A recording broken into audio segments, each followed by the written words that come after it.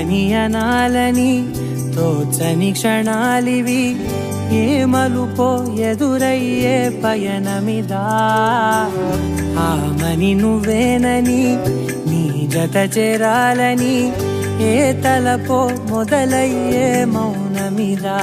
ఏవో గురుతులు నన్నడిగే ప్రశ్నలకి నువ్వే బదులని రాగలనా నీ దరికి. విడిగా తడిగా విరబూసే కలకి చలియా నీ కాంతి నందించవా. అవుననవా